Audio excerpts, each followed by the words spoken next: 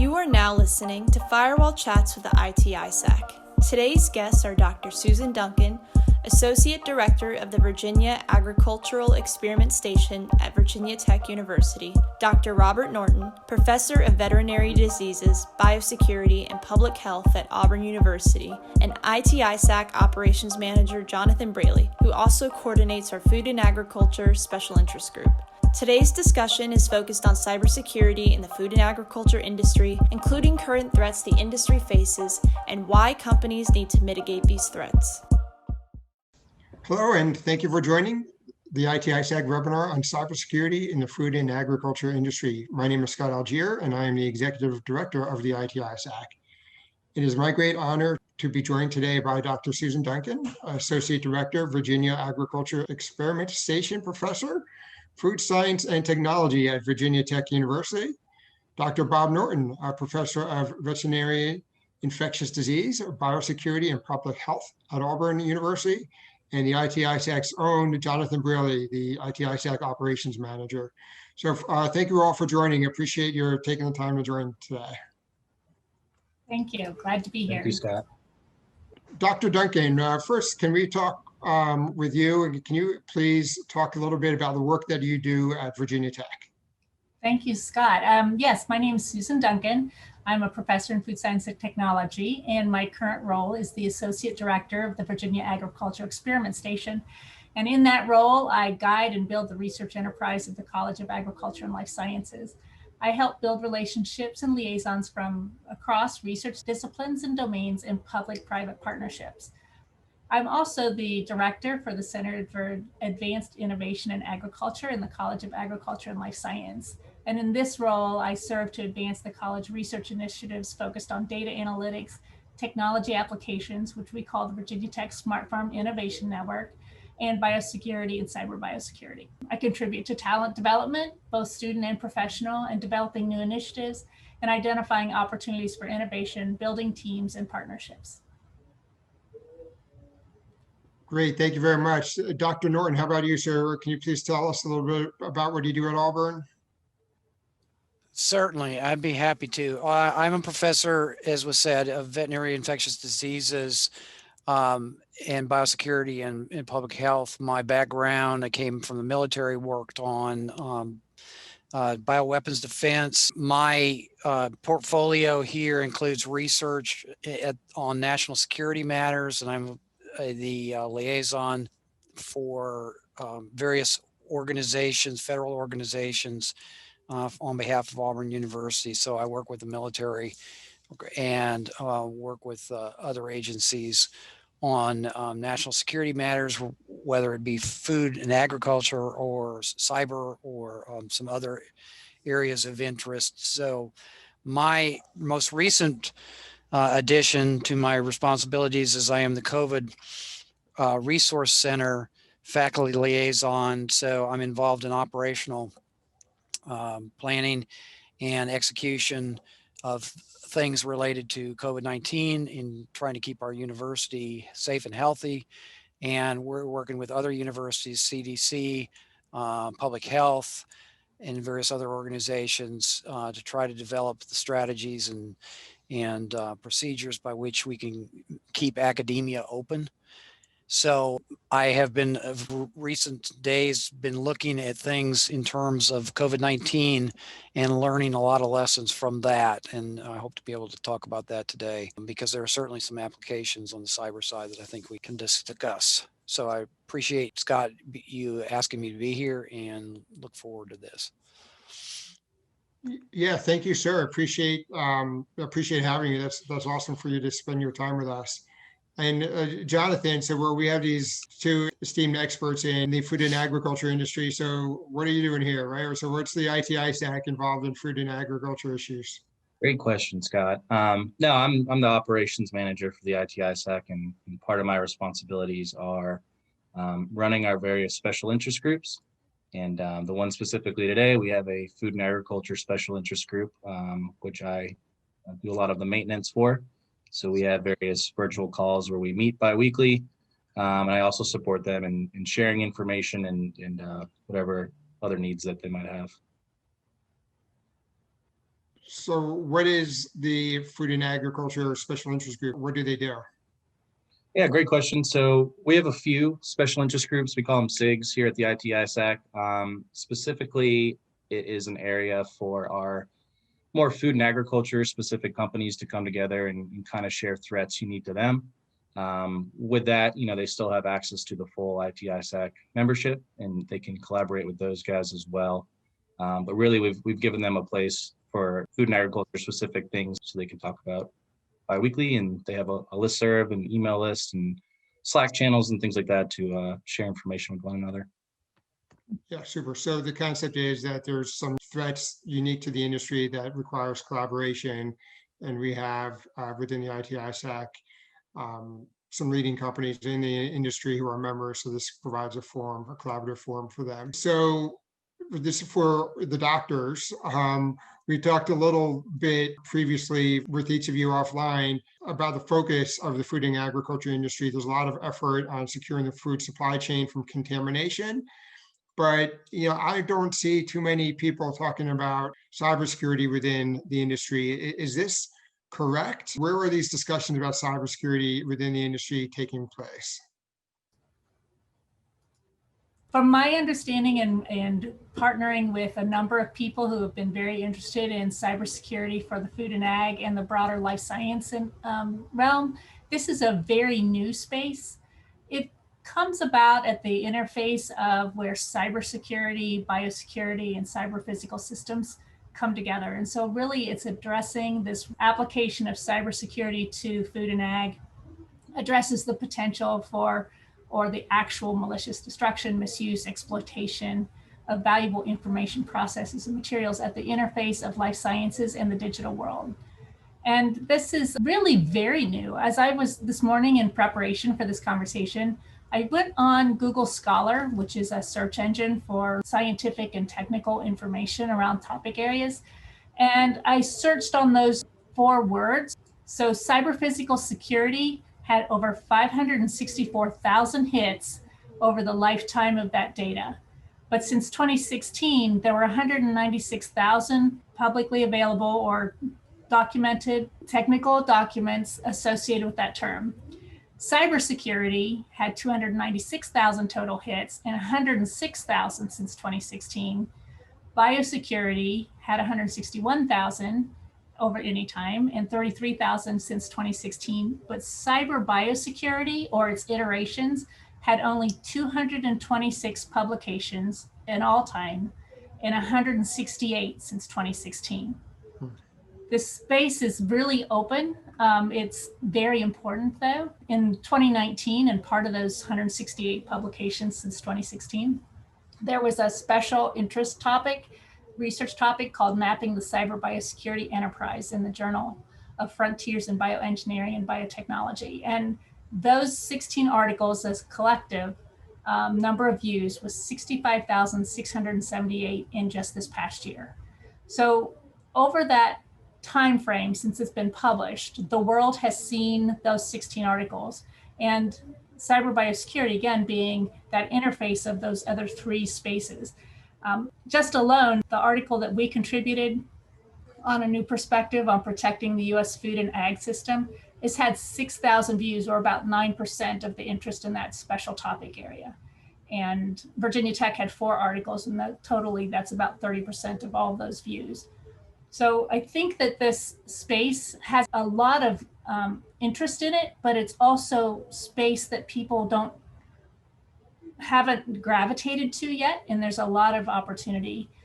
It's very multidisciplinary in nature, and it's really important for life scientists who have trained in the standard bioscience, biotechnology, and even biosecurity to recognize where information technology is critical to their knowledge and awareness as well.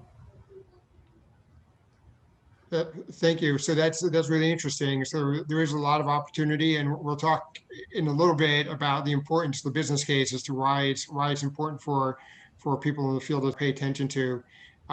Dr. Norton, what's your view about where things are?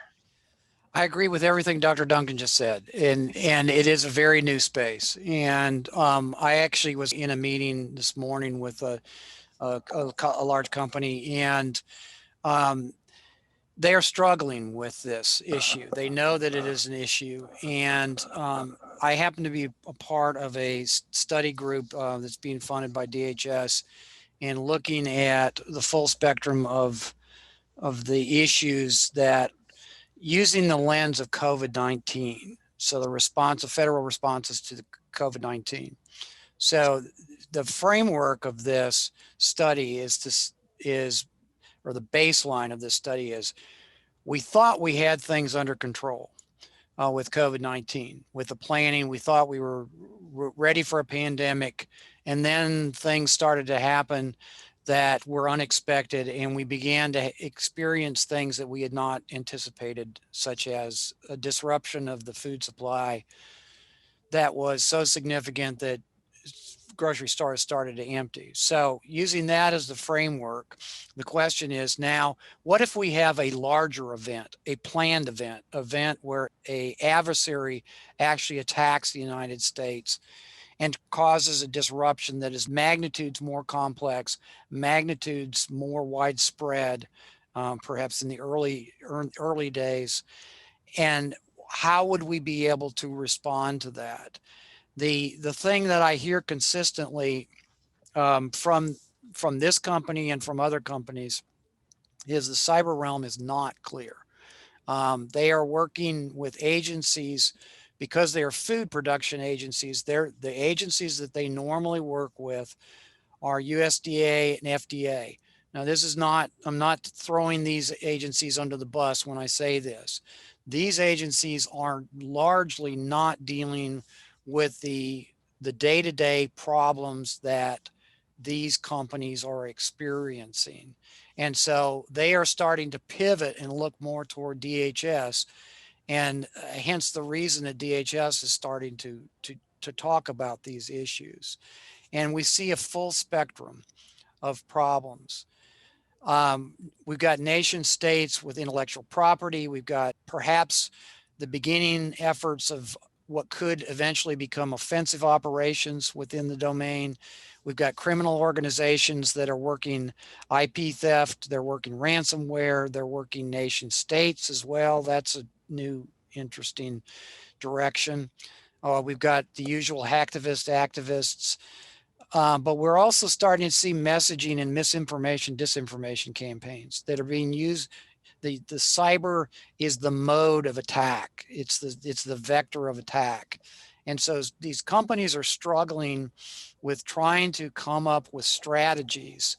And looking back on COVID-19, there's several things that have come out. There was a question as to whether or not these were recommendations or mandates. And there were unanticipated losses. And what they're asking is, if we have a cyber event, what are going to be the unanticipated losses that we can, this sounds kind of counterintuitive, but what can we anticipate? Basically, what are the unknown knowns or the known unknowns? How can we approach these problems in a different way than we are? So an event in which you have the loss of personnel is one thing, like COVID-19, and we obviously aren't discounting any of those things. But what if you lost the water system? What if you lost the power grid? What if you lost the logistical systems? And one of the things that we talk about greatly with a great deal of trepidation is the fact that we've seen in COVID-19 that this is just, it's not just a train that's moving, it's multiple trains. And you can think about this as in terms of trains moving into a large train yard. So if you have a disruption on one track, let's say a cyber event that moves into water, other things start to happen. These cascading effects start to happen. And then all of a sudden you can have a whole myriad of things starting to back up the system. So what is a company supposed to do if now this train can no longer move? So you have animals coming out of, or plants, whatever. You have products that have been grown by farmers, by producers. They can no longer move forward because of an event, whether it be a cyber event or a bioterrorism event. What happens when the system starts to back up? and where are the guidelines? Where are the federal standards, the federal guidelines, the federal planning? Where are those taking place so that companies can then get that information and try to translate that into their local business plans? And that right now is lacking. Yeah, so thank you for that, Dr. Norton. So you and I, we've written in the past about how cybersecurity in the food and agriculture industry is a national security issue. It's something that companies need to pay attention to. So John, can you talk real briefly about what are some of the attacks or threats companies are facing in the industry from your engagement with the members in the SIG?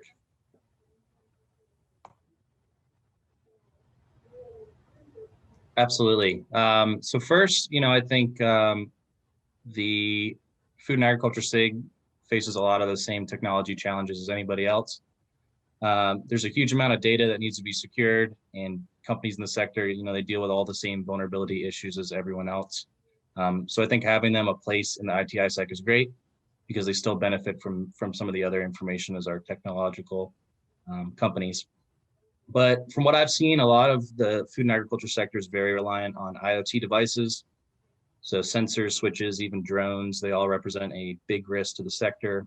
Making sure all those devices are secured can be a challenge, as many of the IoT devices lack security controls, and also they're deployed in large numbers across usually a large kind of area. So one area of concern, and I know Dr. Norton, you just touched on a little bit, was water sensors and switches. So from an adversarial point of view, these switches could be turned on and used as an attack vector. They might be able to remotely cause damage to crops. They could wipe out, large fields. So there's also concerns too with areas with water issues like California and other states. The other kind of area of concern is the theft of intellectual property. So there are specific countries that are very dependent on American agriculture, and research into specific crops, genetic information, and even some of our technological research like artificial intelligence is heavily sought after for these companies. So I know our companies have been targeted externally from outside attacks, but also they focus a lot on insider threats too, and those are a huge concern for them. Hacktivism, it's a big problem for a lot of our food companies and also some of them that do pharmaceutical research. I know recently that's kind of quieted down a bit, but we do see a lot of our members dealing with DDoS style attacks and things like that. The other issue is they have to monitor against certain events, maybe against their company, on social media and things like that. And also there's a lot of misinformation campaigns being spread. So trying to find a way to deal with some of those misinformation and disinformation campaigns is a big challenge as well. And lastly, I think just stealing data for competitive advantage is another area that we've spoken about with the group. The stolen data can be really valuable if a company was experiencing, a decline in a certain crop, or they're experiencing a drought. You wouldn't want that information necessarily be known, and it can be stolen and used against you. There's also sensors and things on livestock that can be used by adversaries to count your supply and other things like that. So a lot of really unique threats to the food and agriculture sector.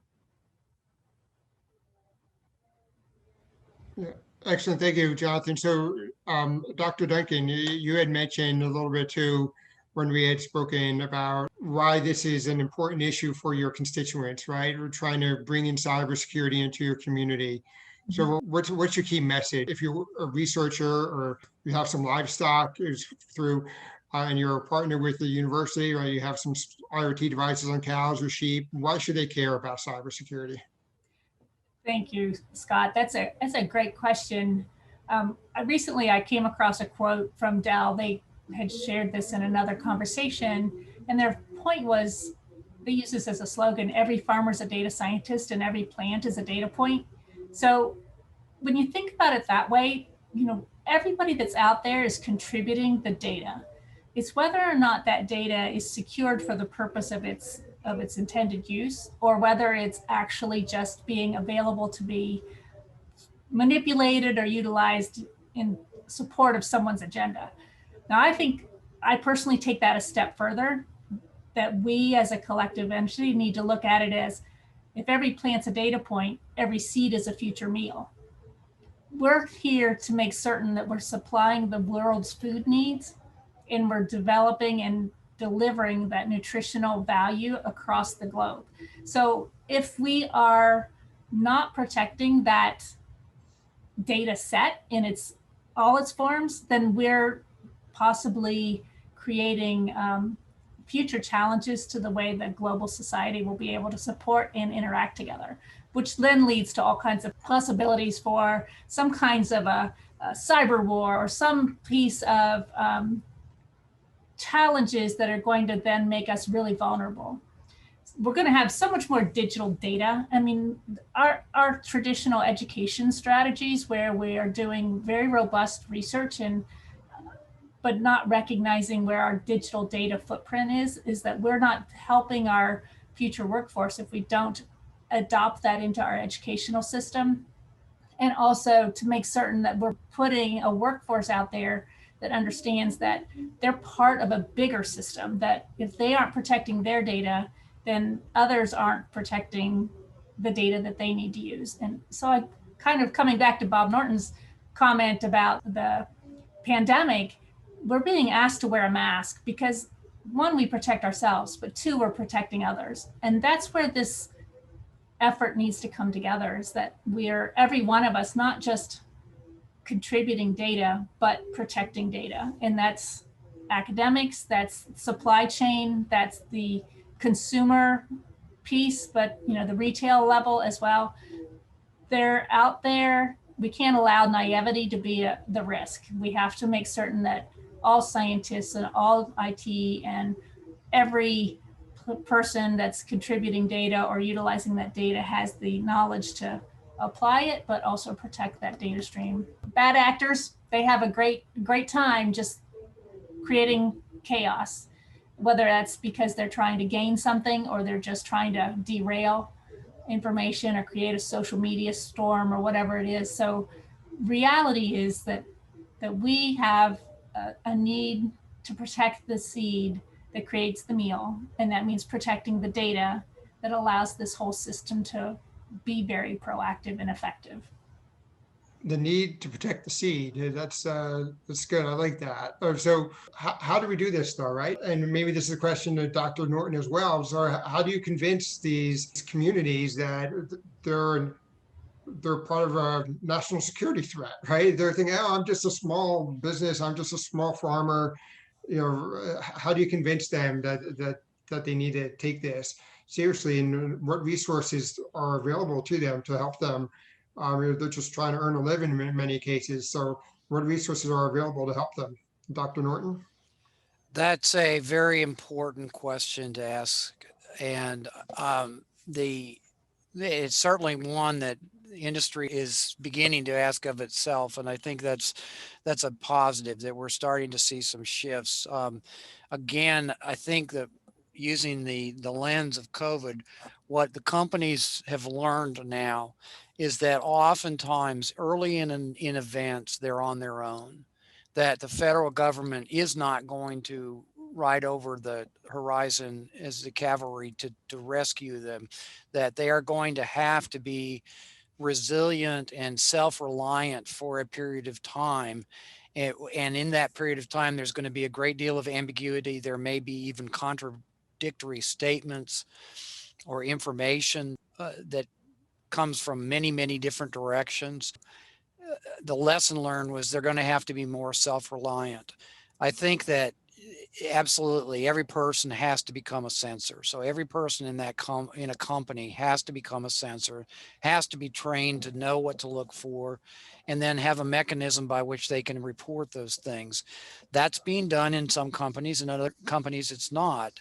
Obviously, the problem in smaller companies is you say, Scott, it's just they're doing the day-to-day. They're dealing with the day-to-day issues of putting food out into the food supply.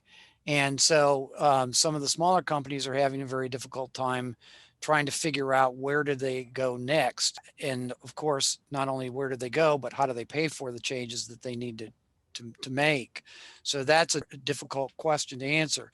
That is one of the things that the federal government is going to have to provide some guidance is, what can be expected early on, what is going to be longer term. and then perhaps provide some mechanisms by which the industry can deal with some of the things without violating federal law. And this is one of the things that I'm hearing a great deal of sensitivity about, is when you have agencies that are regulatory agencies at the same time that they are response agencies. The concern is that if I expose information, if I let things be known, then those things can come back and really bite me as a company. And so this is something that the federal government is going to have to think about. How do you unravel the regulatory from the response? How do you make the regulatory in terms of food safety different from the regulatory or defensive posturing on things like IT, larger cyber? How do you do that? One of the things that I think is disturbing, if you talk offline with corporations, what they are very concerned about is this very issue of things coming back on them. And so what unfortunately happens is oftentimes the lawyers get put in front of the industry.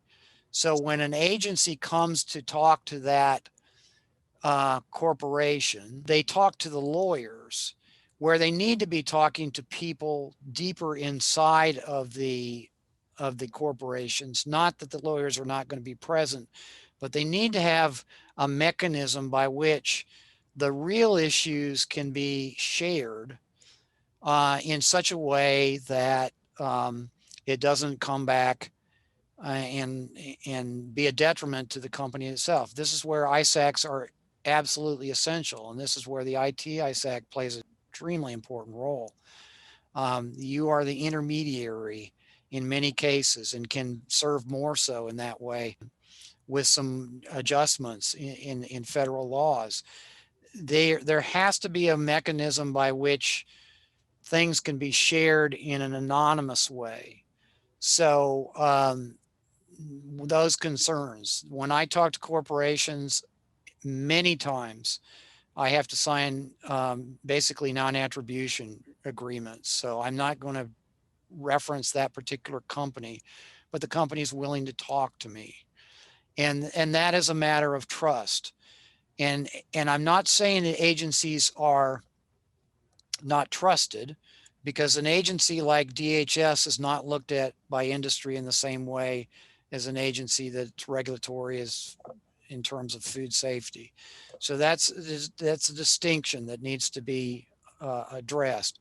DHS can serve a role because it does not serve that regulatory responsibility and be that place where those discussions, those very candid discussions, can take place.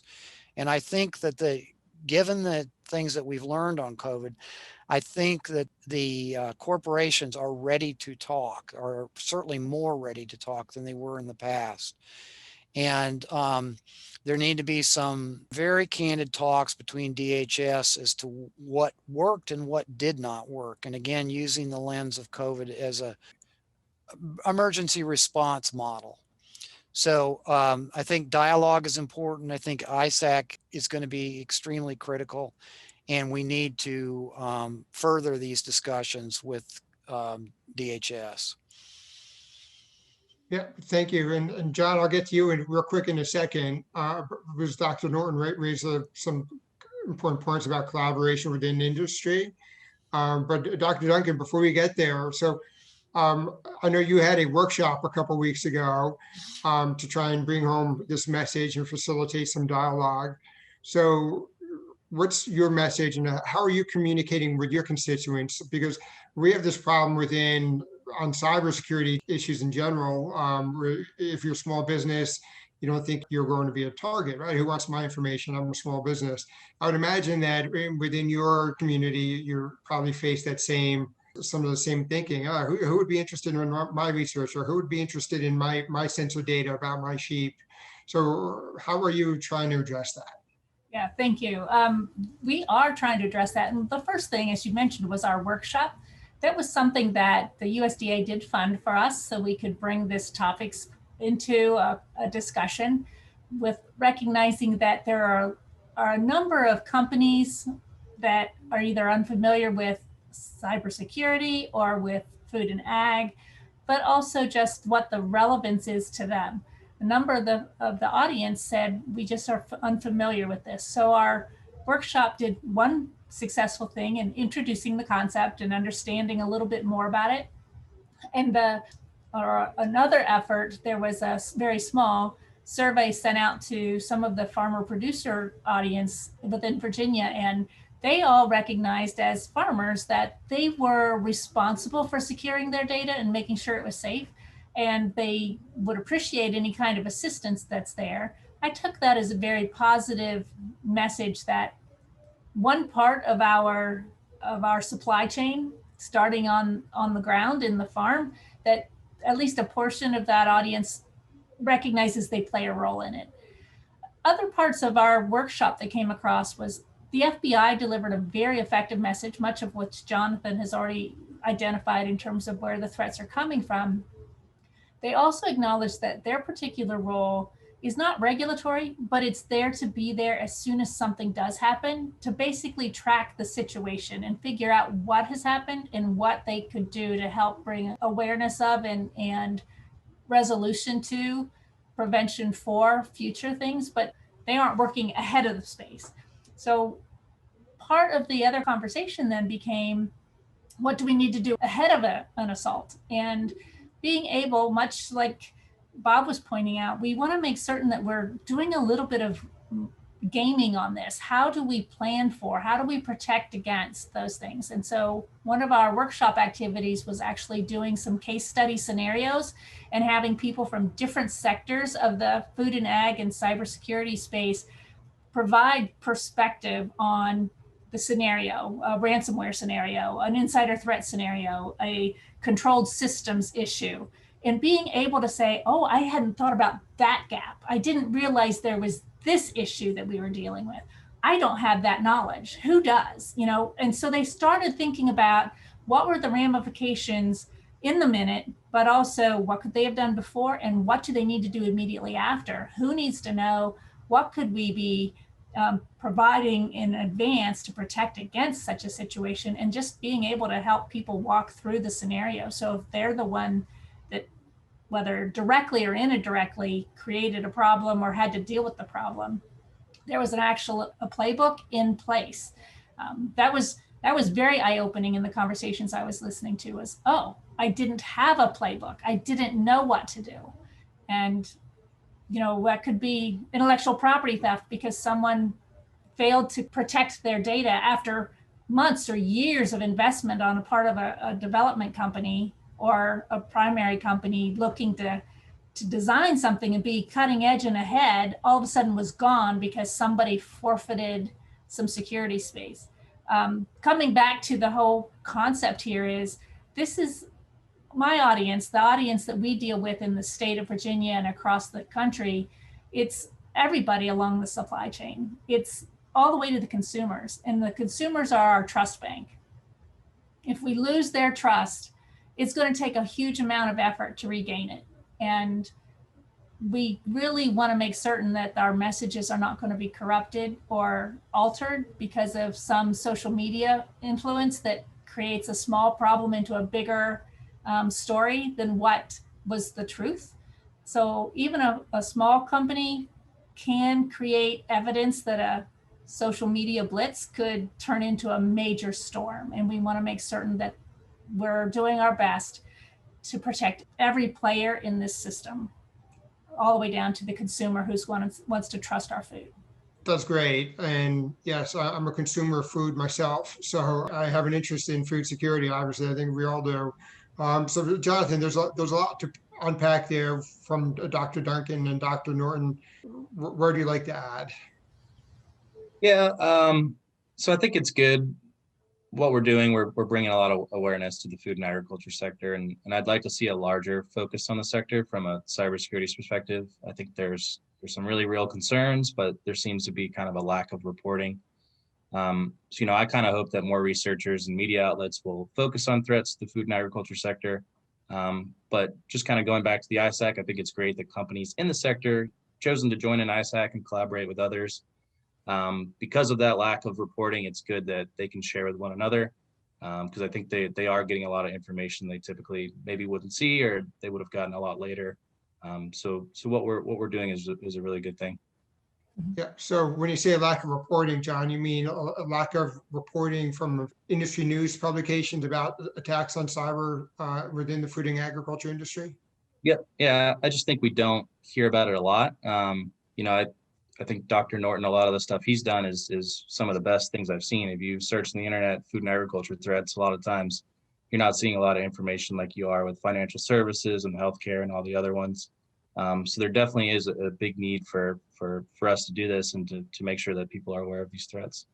And then to dovetail on another point that Dr. Duncan made about the idea of having a playbook in place, through collaboration, A, you discover you need a playbook, but B, you learn what needs to be in the playbook, right? And you can learn from others on how to respond here. So we're running a little bit short on time. So I do want to talk about another topic that we've talked about a little bit. And Dr. Norton, maybe this might be a good question for you to take the lead on. Interdependencies, right? So we discussed a little bit about how sectors are interdependent. Obviously, we all need to eat, but can we talk a little bit, give a scenario about how and disruption within the food industry would impact other sectors? And we've seen COVID-19, where everyone rushed the shelves of the stores to take food out, or people were buying a lot more than they normally bought. But so can you talk a little bit about how interdependencies, our friends at the Department of Homeland Security have this national critical functions concept, where you can try and break down how one critical function within one industry might impact others. So can you talk a little bit about the interdependencies across the food and agriculture industry and how it impacts other sectors? Certainly. The interdependencies are something that I've been looking at for quite a while. And this, as I mentioned earlier, this whole idea of cascading effects. And we also look at very closely here the interdependencies of the military food supply and the civilian food supply. And one of the things that is quite, if you study this closely, you see very prominently, is that there is this interconnected web.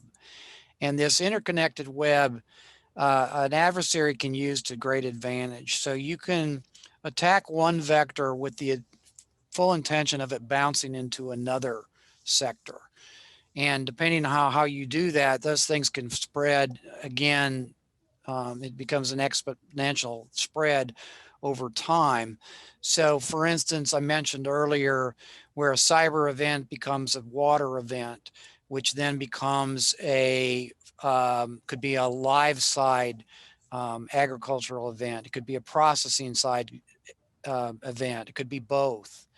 And then that starts to affect the logistics system. So you begin to see how you can have a systems collapse, basically thinking of food and agriculture as a system of systems. And adversaries are looking at this. Adversaries understand the complexity is easily disrupted if it's done right. And that once those cascading effects start to happen, it's very difficult to get in front of them. And so as we look at the posture, basically the defense posture of the United States, it all comes down to cyber. Cyber interconnects everything. And so the cyber vector can be used to touch multiple things simultaneously. It can be used to touch things in a cascading event that is delayed.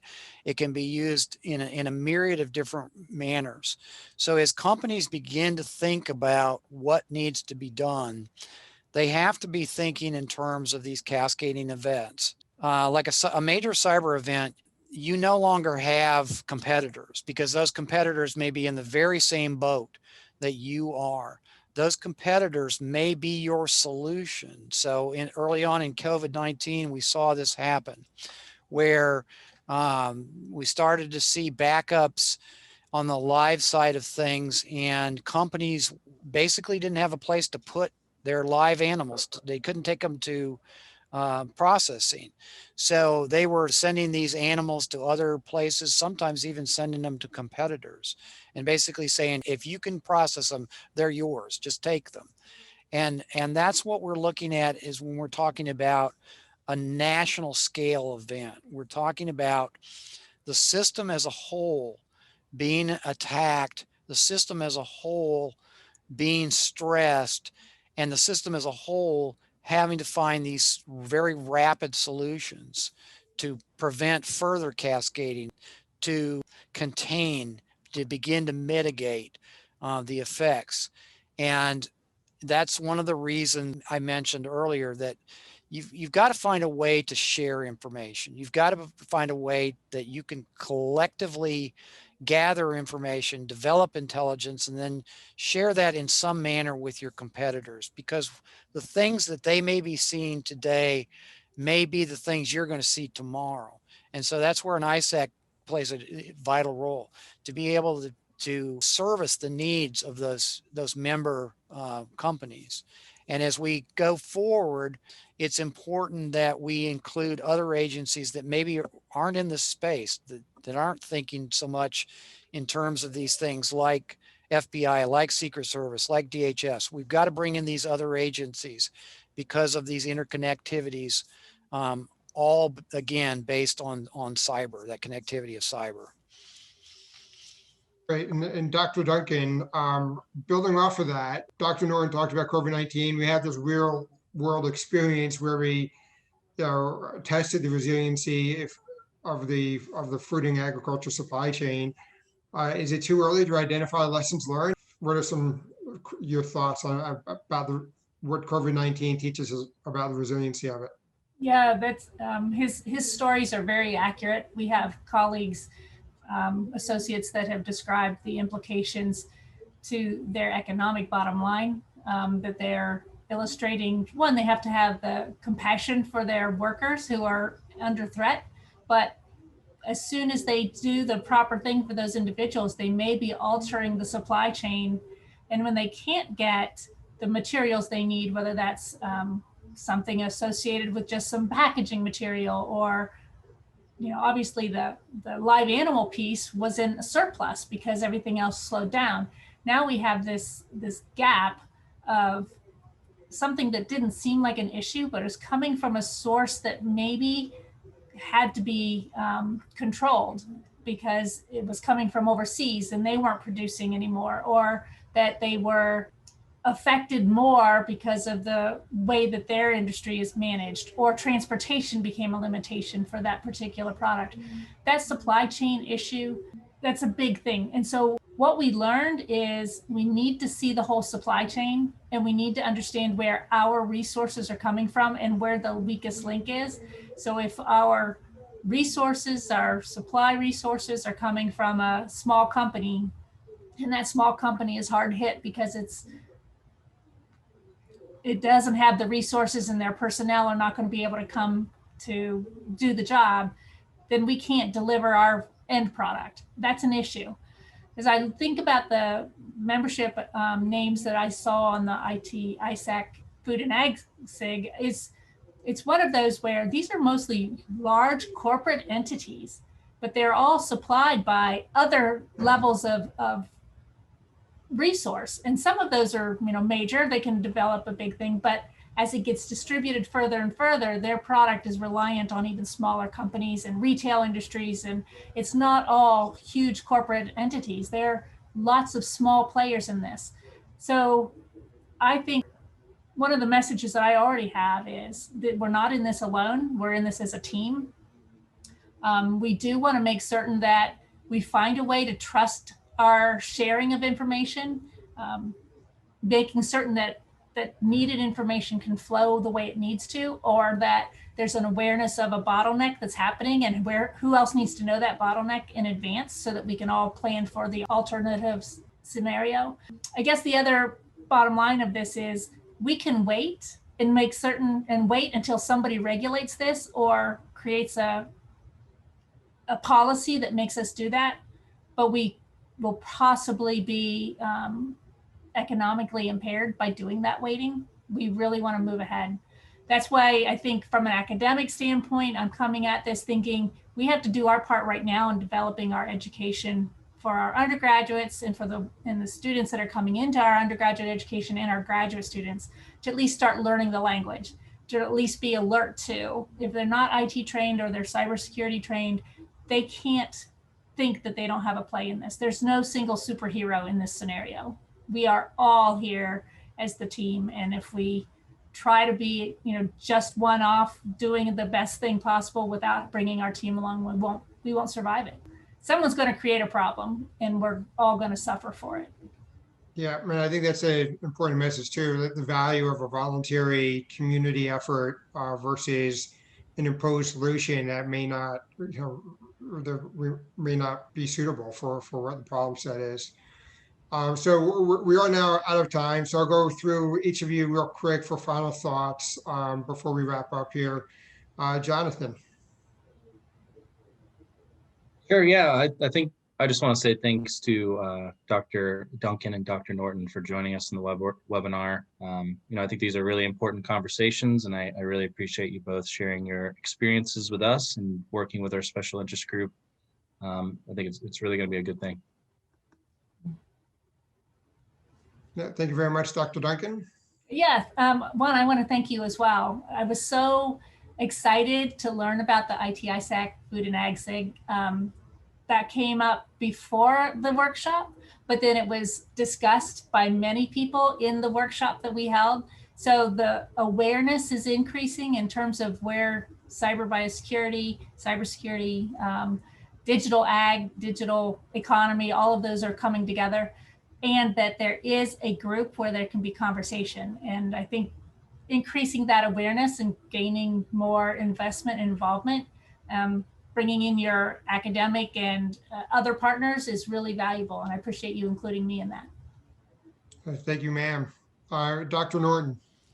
I want to also thank you for making this possible. I think it's an extremely important first step, and we look forward to working with you in the future on many other things. The whole cyber issue is integrated into every single facet of agribusiness. And so I think we are beginning to see a shift, and I think the timing is very good on this. Cyber is not being looked upon necessarily as just a cost center, but it's starting to be looked at as an investment.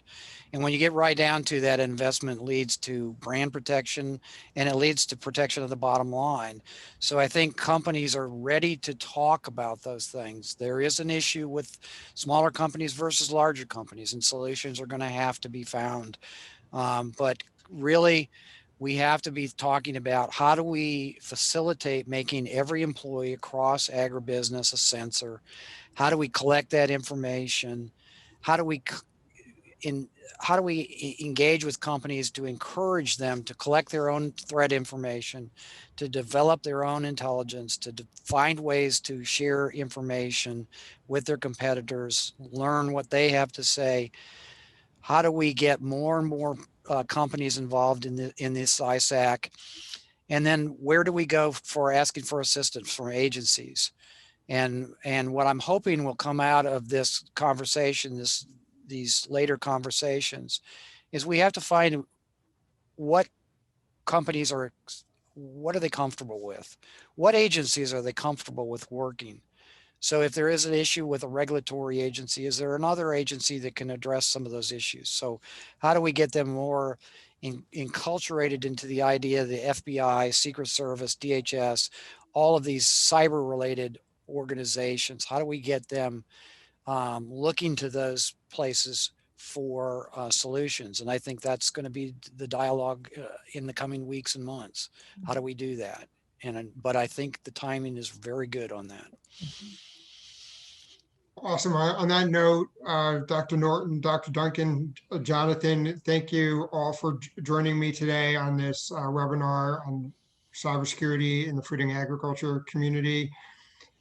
We very much appreciate your time, and we also look at this as the beginning of the conversation. We've had this food and agriculture special interest group for a number of years now. It continues to grow. So it's never too late to form these partnerships and grow the community. So we appreciate your time. We appreciate your working with us, and we look forward to the work to come. So thank you very much. And thank you everyone for listening. That wraps it up for this webinar. Stay tuned for episode 2. Thank you for listening to this episode of FireWall Chats. Stay tuned for part 2, where some of our food and agriculture SIG members will discuss current threats, strategies companies are using to mitigate these threats, and how participation in the SIG has provided value to their organizations. For more information about our food and agriculture special interest group, please visit www.it-isac.org.